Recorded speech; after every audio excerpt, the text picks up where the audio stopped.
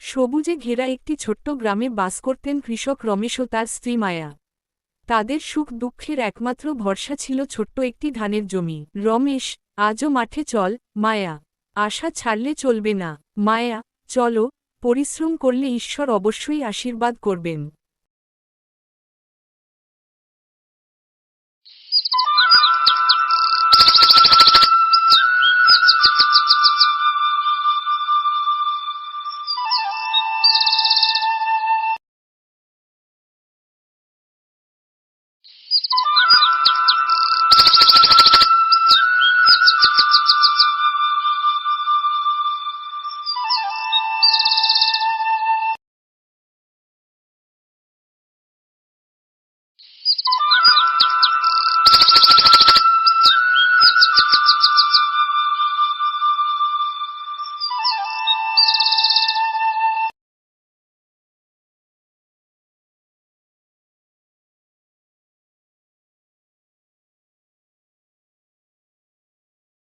কয়েক মাস ধরে বৃষ্টি না হওয়ায় জমি শুকিয়ে গেল।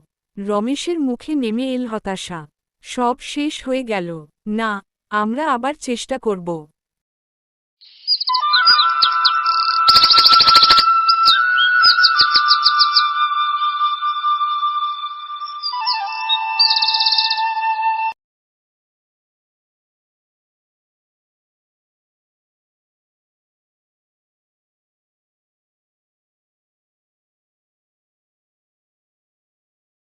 দুজন আবার নতুন করে জমি প্রস্তুত করলেন। তারা দিন রাত পরিশ্রম করতে লাগলেন। মায়া, আজ কষ্ট করো, কাল সুখ আসবেই। রমেশ, তোমার কথাই আমার শক্তি।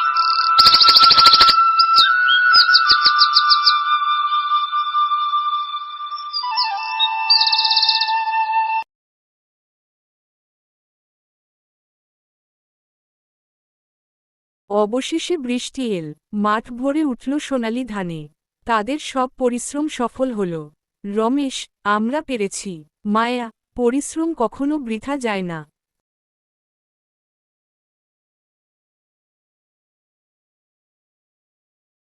তাদের গল্প পুরো গ্রামে ছড়িয়ে পড়ল। সবাই বুঝল, ধৈর্য, পরিশ্রম আর পারিবারিক সহযোগিতাই সফলতার চাবিকাঠি।